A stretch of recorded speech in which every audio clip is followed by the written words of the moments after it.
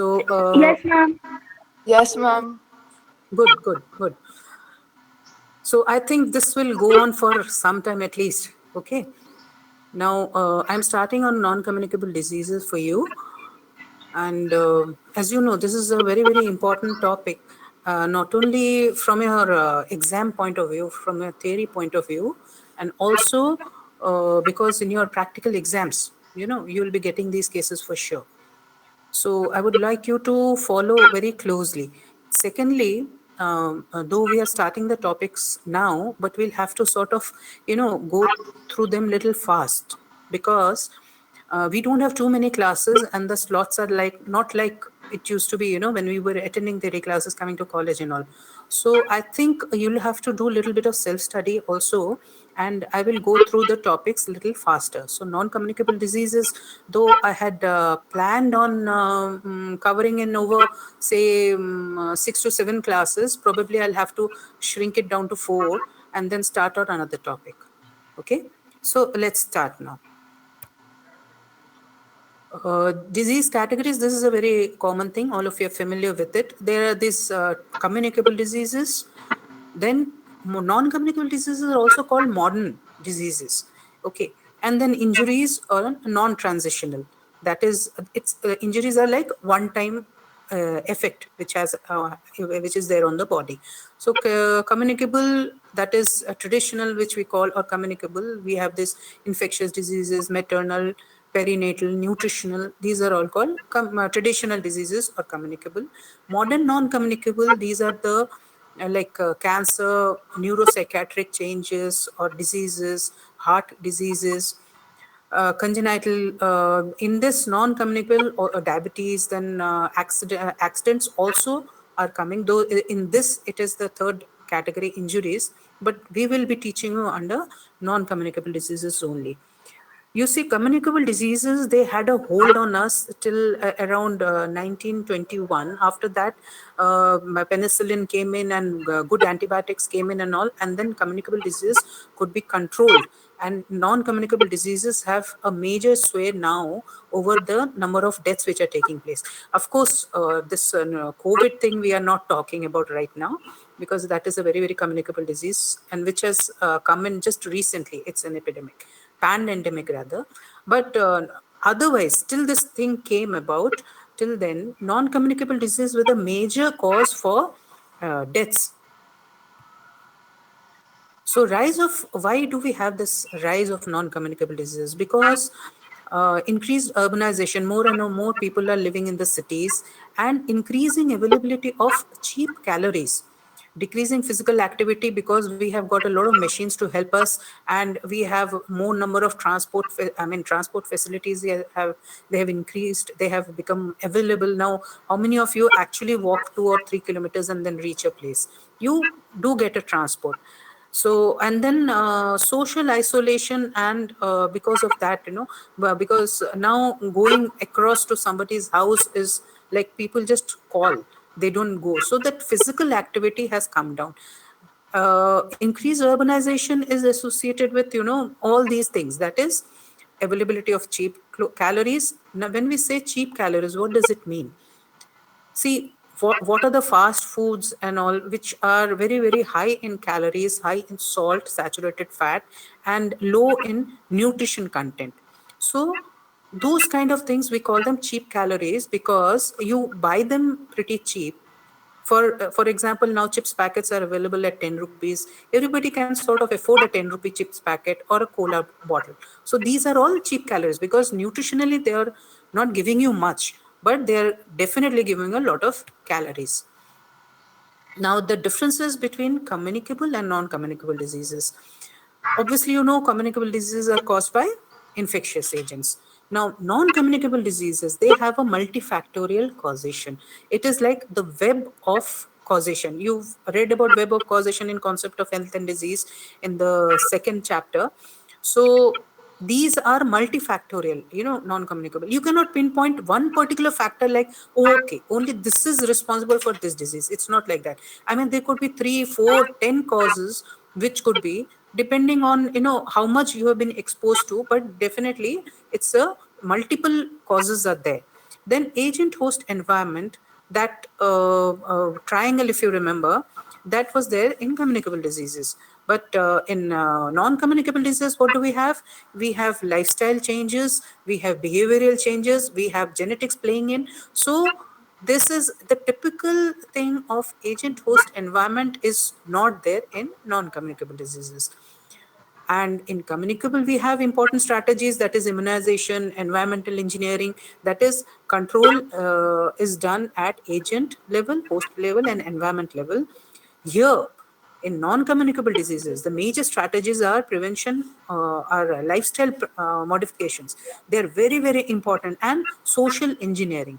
Social engineering means changing, making people go out more, walk more, instead of, that is called social engineering. That is changing in societal, the way people behave.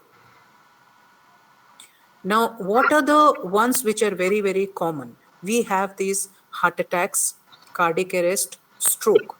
So, heart attack is basically a circulation disorder.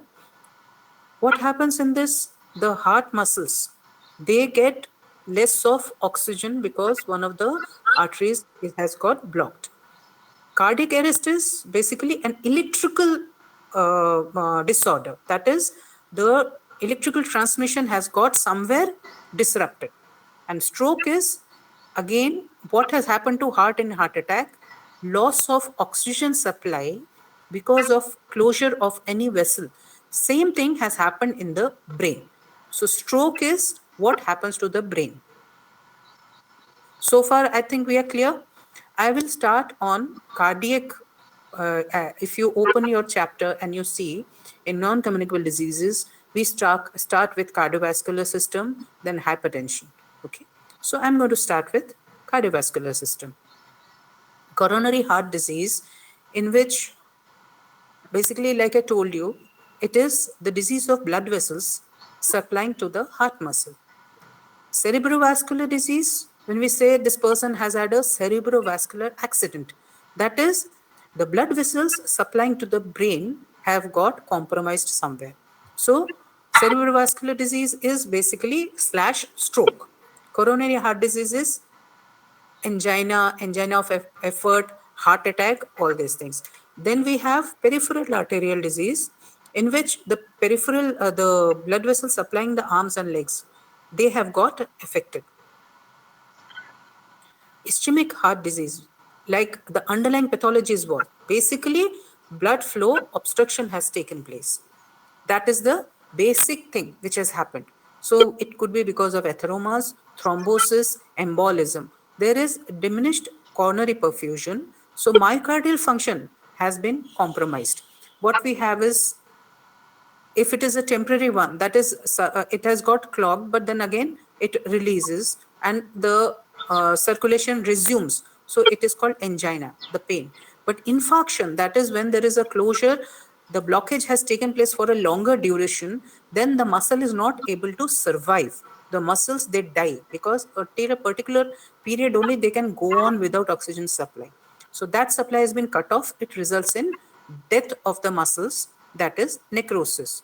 Then what we have is inflammation. Obviously, inflammatory cells will come in, inflammation will take place, granulation tissue will form, and there will be fibrosis. Any death after that, when the recovery takes place, there will be fibrosis, scarring, that is called. So here's a picture of the heart and the vessel which is supplying it, the coronary artery. So what happens is, when the blood clot has blocked the artery, you can see, or it's like, all these things, they work together. The plaque is building up slowly, and there could be a clot suddenly arriving from somewhere and then coming and getting stuck there. So the peripheral vessels further are not getting any oxygen supply, that is, blood is not flowing, as simple as that. Then the heart muscle distal to the block gets affected. So ischemic or coronary heart disease occurs due to deprivation of blood supply to the cardiac muscle by an increased cardiac demand or decreased coronary supply. Sometimes what happens is, the block is taking place, slowly it's building up. the supply has reduced, but this person does not get to know till this cardiac demand increases either by exercise or effort, or by after having a heavy meal suddenly the heart has to pump harder. So in such a situation, then a anginal pain can happen, because of the increased demand it is not getting it, and thus the pain. Usually both these elements are complementary in precipitating the actual attack. So this is what a normal artery looks like, the cross section. It is quite clear. And a narrowing artery with a plaque building up, this is what it looks like. Now, complete blockage of coronary artery happens in myocardial infarction.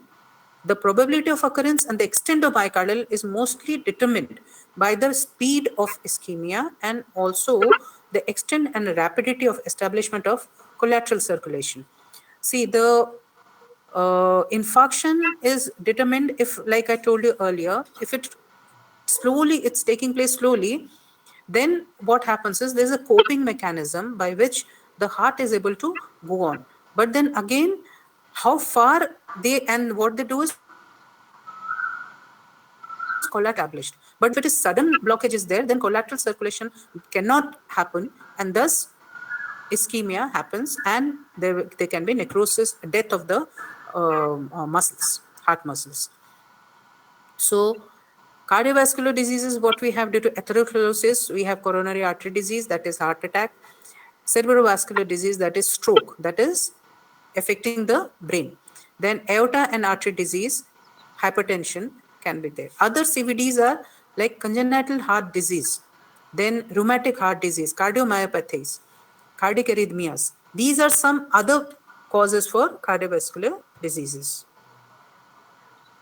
Prevention is regular exercise is a preventive medicine for coronary artery disease and other cardiovascular diseases. So cardiovascular diseases basically are a group of disorders of the heart and the blood vessels. They all come under the umbrella of cardiovascular diseases. We have this whole list you can see onto your right. There's this coronary artery disease, cerebrovascular disease, peripheral arterial disease, rheumatic heart disease, congenital, deep vein thrombosis. Rheumatic heart disease we will talk about later in another class. Now, this angina and myocardial, what are the differences? Angina is site will be, there will be retrosternal radiating to the arm, epigastrium and neck. The typical presentation will be there. Myocardial infarction also, the presentation will be like it is for angina. But in angina, there will be precipitation will be by exercise or emotion. But by myocardial infarction, mostly you find no obvious cause for precipitation. Then angina gets relieved by rest, nitrates. Myocardial infarction does not get relieved. Then it can be angina mostly is mild or moderate severity, but myocardial infarction is usually a severe form of the basic pathophysiology, which is blockage of the arterial vessel, of a heart artery. Then anxiety might be absent or very mild in angina, but there will be a lot of anxiety associated with myocardial infarction. There can be not much of sympathetic activity like sweating and these things, not much in angina, but myocardial infarction, there will be increased sympathetic activity. No nausea or vomiting, but nausea, vomiting, sweating, pain, lot of anxiety, all this is a typical picture of myocardial infarction. Angina, the person is, the typical picture of a man, obese man in 40s, post a heavy meal, is walking up the stairs and then gets chest pain. That person lies down, relaxes for some time, or nitrate is put sublingually, this person gets relieved of the pain. Whereas myocardial infarction, the person might be lying down watching TV, or might be just involved in some activity, and suddenly gets a very, very severe chest pain, which is radiating to the left arm, epigastrium, neck and all, and the person tries to take rest, is not relieved. And this typical picture, this person could start sweating a lot, has got this sense of impending doom. Typically, these people say we get that sense of impending doom, that something very bad is happening. This is all associated with anxiety. And then there will be sweating and trembling and all, sympathetic activity. The person might go and do vomit also, may feel nausea. So all these things are associated with myocardial infarction. So you see the causes of death due to non-communicable diseases is mostly due to heart attacks, strokes, and other kinds of this thing. And then in females, actually, the statistics become post-menopausal. The statistics become same as in males. That is, the estrogen protective effect goes off. Ischemic heart disease is the most common type of heart disease and single most cause for premature death in the developed world. But then, of course, we are a developing country. Here also, it has become as common. You can find even among your relatives, at least first degree relatives, or second degree, somebody or the other has got a episode of myocardial infarction. You know, 1 in 4 men and 1 in 5 women, they die of this disease. So it is a modern epidemic. Now, these are again the same. This is a pictorial form in which you can see again the heart. What are the things which are like heart failure, pericarditis, cardiomyopathy, heart wall disease, arrhythmia, peripheral vascular disease, coronary. And in the smaller round, which is there, you can see what are the risk factors. When we say talk of risk factors in non-communicable diseases, they are modifiable risk factors and non-modifiable. That holds good for all the non-communicable diseases. We have modifiable risk factors which you can do something about. They are called modifiable. Obviously, you can modify them. And non-modifiable, you cannot do anything, because age, genetics, you can't do much about it, isn't it? You will grow old. You're born a male or you're born a female. And then genetics. Your parents had high bad history, myocardial infarction or something like that. So genetics and all you can't do much about. But the modifiable risk factors, these are the ones we concentrate on. So they are like smoking, high cholesterol, obesity, high blood pressure, physical inactivity, diabetes, because these are some things which we can do something about.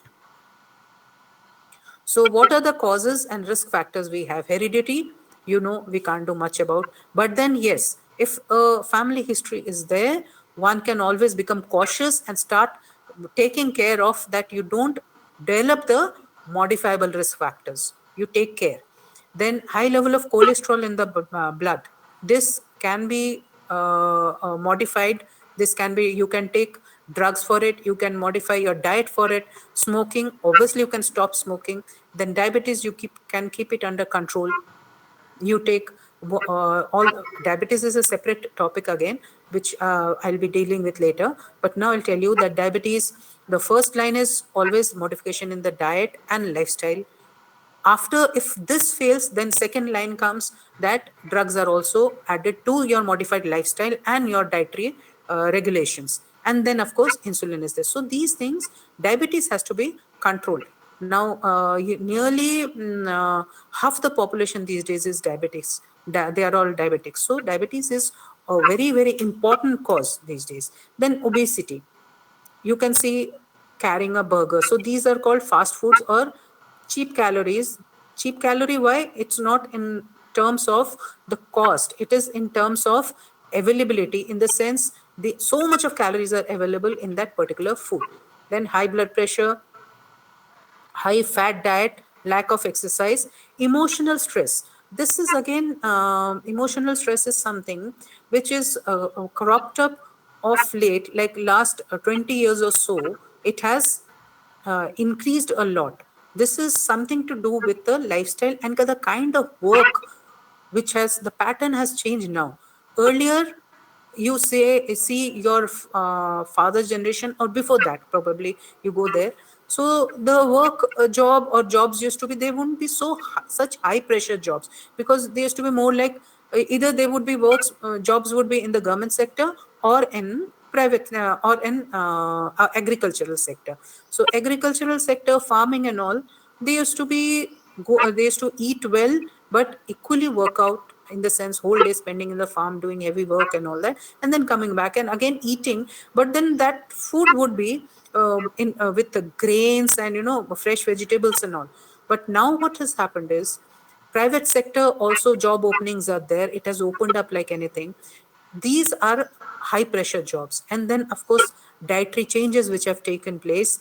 And obviously the group, what they are doing and all, you come into a group, you work with certain people. So what they do, if you don't, you say no, no, I will have only salads and that kind of food, when all are going on out, like on, it's thank god it's Friday kind of a thing.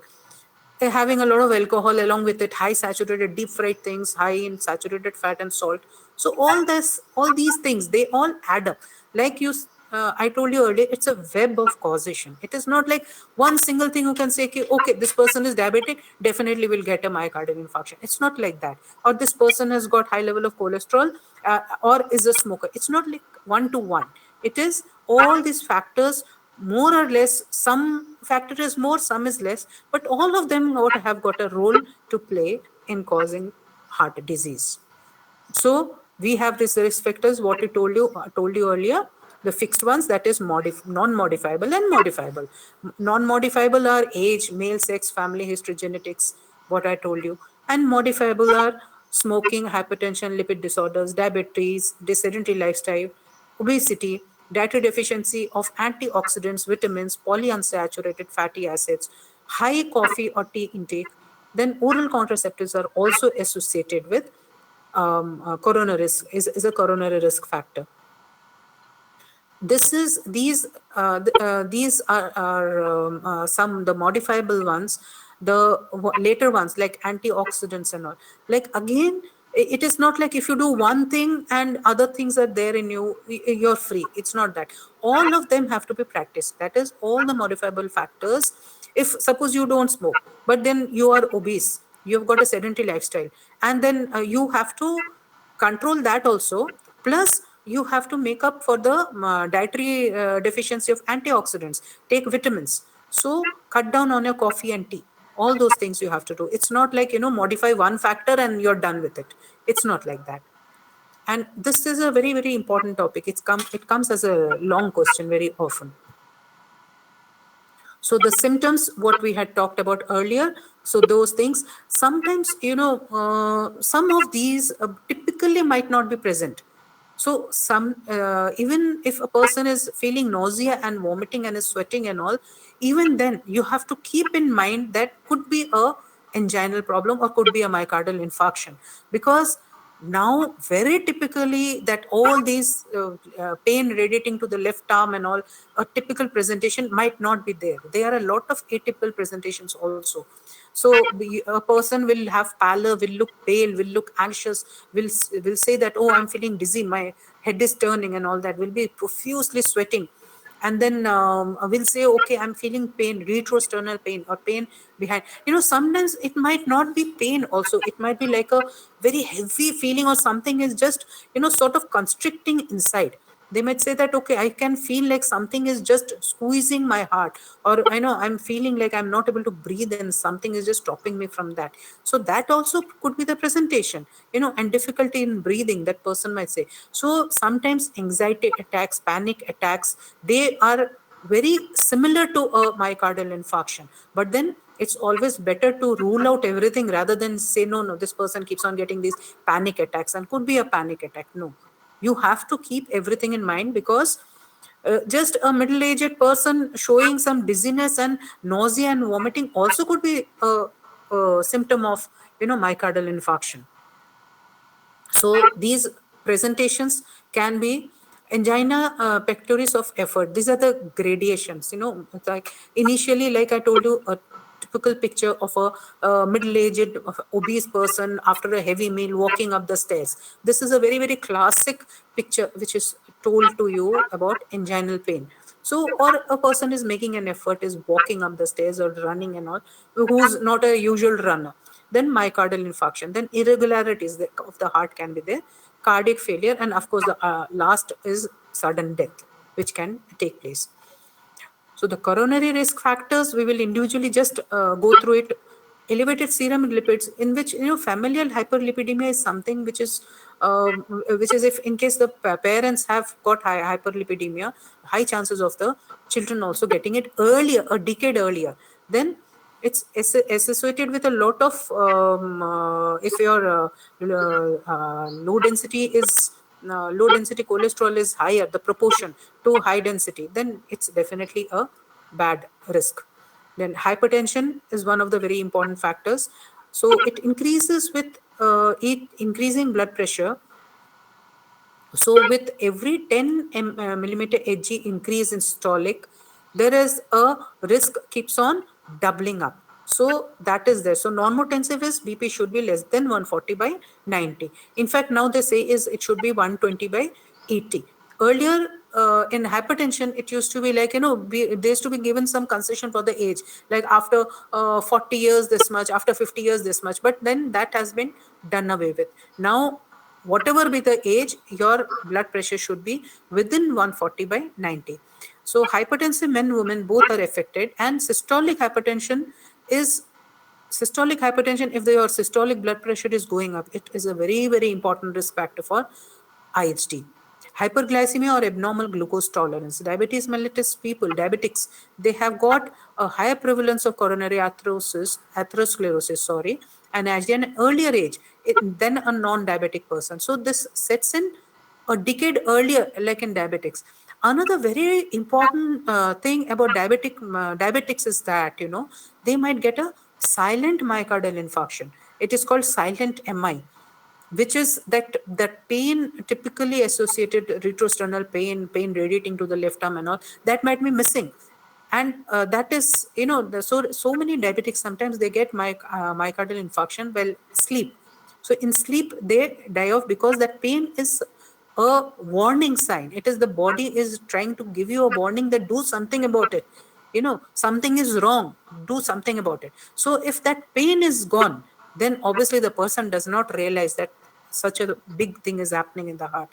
Diet, we all know, has habituated dietary pattern with high intake of calories, total fat, saturated fat. These are typical, total calorie. I mean, what you're expected to take. You can take within like 10% more. Not, you add on like 500 or 1000 calories more to your diet, and that too on a regular basis. Once in a while one does one parties and all, that's okay, but then on a regular diet, that is every day what is being taken, the intake, that should be within control.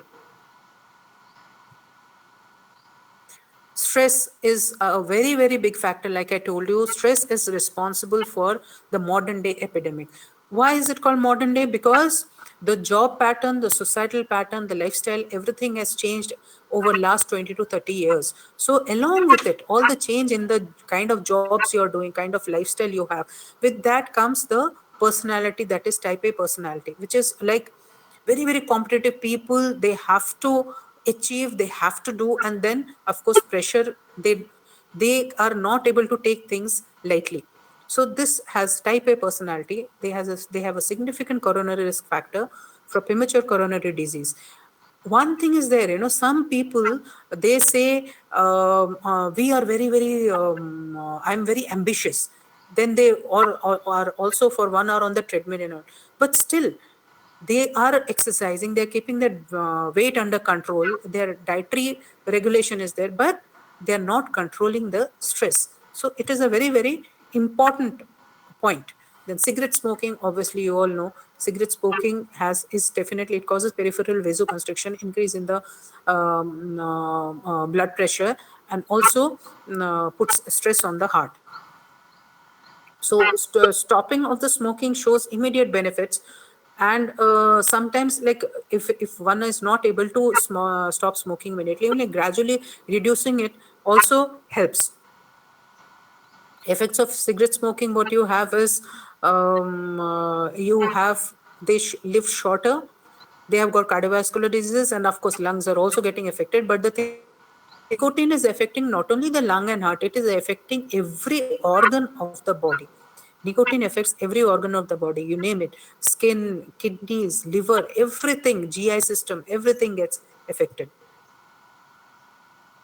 Bodybuilding is again body kind of, sorry, not bodybuilding, body build, the kind of body you have. Obese people with the central fat distribution is a very, very harmful pattern.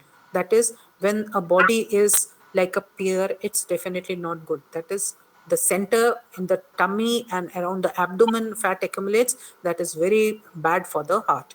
Physical activity, again, Nobody these days, people are have this easy life, in the sense cabs are coming to the door, you all have two wheelers or vehicles and all. Nobody is really walking up to a bus stop and getting onto bus, again walking to the workplace or studies or whatever. So all this has contributed to obesity. Alcohol is become socially accepted now. Now no party is there without alcohol. People say, "Arey, you're giving a party and alcohol is not there, so it's just not a party anymore." But then this alcohol, relation of alcohol, there are again two things to it. One is that excessive intake of alcohol, and another point of view is like moderation on, like a little bit of 60 ml per day or something like that has got beneficial effect. But then again, it remains to be seen, I mean, who's lobbying for it. So small quantity, they say, helps 30 to 60 ml, may help in maintaining the high density cholesterol level, concentration high. But then again, how many people actually stick to it? They tend to overdose. So alcohol is definitely a risk factor.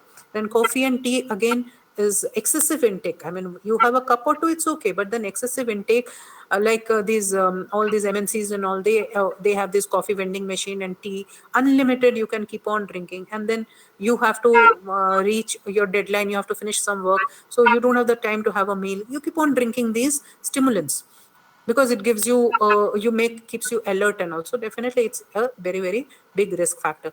Oral contraceptives also are in susceptible women. It may so a lady with a family history of the mother having hypercholesteremia or something like that should be little careful in taking oral contraceptives. So clinical syndromes means what they look like. Clinical syndromes, they are coronary thrombosis, myocardial infarction, myocardial insufficiency, cardiac failure, sudden death. Again, it's the same thing. So coronary thrombosis, I think I had explained it to you what exactly how it comes about. So most of the times, see, when a thrombus is building up slowly, so body gets the chance to build up the heart gets the chance to build up the collateral circulation. But then if it is comes up suddenly, or a clot comes from somewhere suddenly, then there is a sudden blockage, and that can result in myocardial infarction. So myocardial infarction is a pathological diagnosis followed by the clinical syndrome of coronary thrombosis. The heart vessel has blocked. So what you have, they can be fever, leukocytosis, altered cardiac rhythm, ECG changes are there, silent infarcts. I had told you about it earlier. So angina pectoris is clinical syndrome. This is again angina of effort.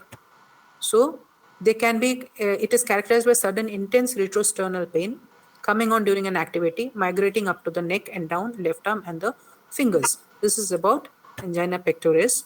So what do? You make the person lie down, make the person less restless, and the face will be, pallor will be there, and not ashen gray color. It will be pallor. And holding of breath instead of breathlessness, absence of signs of shock. That is a difference between myocardial infarction and angina pectoris. With rest, the pain passes off, and amyl nitrate, which is put under the tongue. With that is the main thing, that after rest, the person is calmed down, given a sip of water or two, and told to calm down. And if amyl nitrate is not there, even then, just with reassurance and all, this person will improve little bit.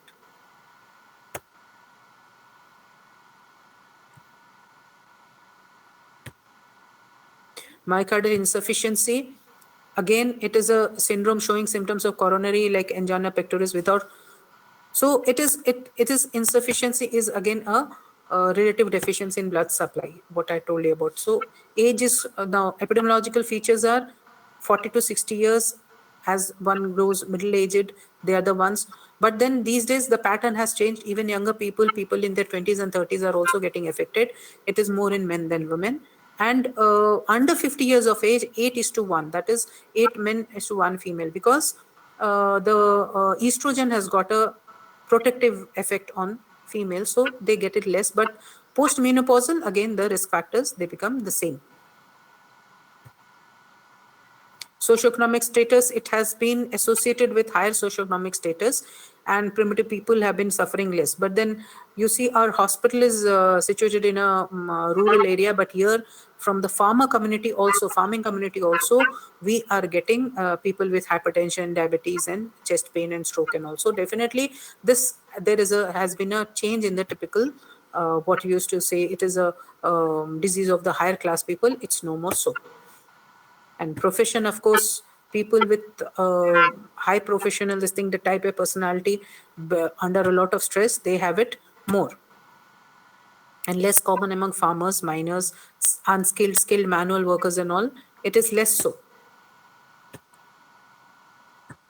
And mode of life, common among people, sedentary professions and habits, then more among urban people than rural, and more long sustained intellectual, emotional stress these people have. And sudden stress also, people say, no, this person died of a broken heart. Actually, that is like suddenly you get a very, very sad news and all that, and your heart breaks and a person dies. It is like basically myocardial infarction only.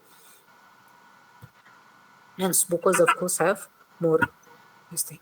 Now, obesity, of course, we have discussed, it is predisposes a person more than a thin person, but then that doesn't mean the thin people are all safe. It is like a web of causation, multiple causes. And so only thing is those who have got 20% or more weight gain, they have got 2.5 times more chances of getting a myocardial infarction. And then associated with high cholesterol, high fat diet, that is there. So association with other diseases, diabetes mellitus, hypercholesteremia, we have all talked about hereditary factors. So when we are talking about these risk factors, when you talk about prevention, once you have understood the risk factors, obviously those risk factors have to be prevented in prevention, isn't it? So preventive measures are, we have got population strategy and high risk strategy. So population strategy is something which is there, we put for the whole population. Primordial prevention is what? It is basically when the risk factors have not appeared in a population yet. That is called primordial prevention. And your primordial prevention is done in a population. So it is part of population strategy. And targeted strategy, that is high risk strategy, are you screen out the people who have got the risk factors and then target them. So preventive measures of all non-communicable diseases, they will come under two headings. They will come under population strategy and high risk strategy. And secondary prevention, that is primary prevention. Then secondary prevention is after the event has occurred, that is after myocardial infarction, stroke or diabetes, after that has occurred, that is secondary is early diagnosis and treatment. So basically to prevent complications and postponing the mortality.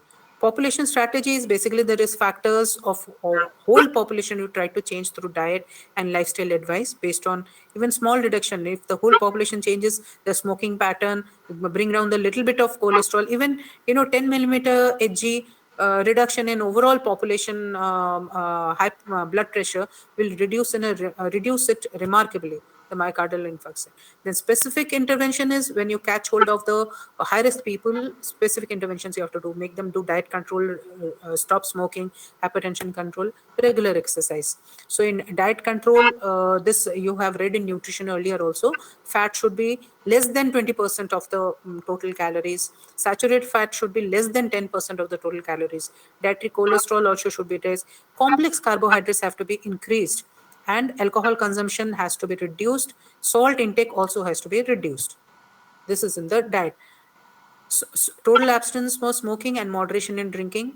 Hypertension, both systolic and diastolic, should be treated. Diabetes should be treated appropriately.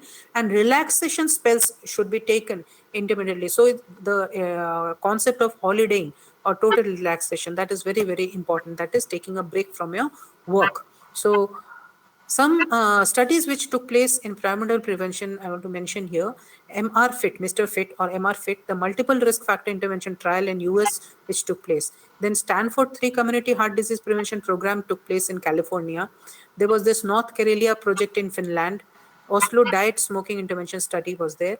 The Lipids Research Clinic study. So some of these studies took place. Some of the studies are still going on. These are the some studies which are thing. And high risk, of course, strategy is identifying the risk and giving them the specific advice. So this is about coronary artery diseases. So next I will deal with hypertension. in the next class.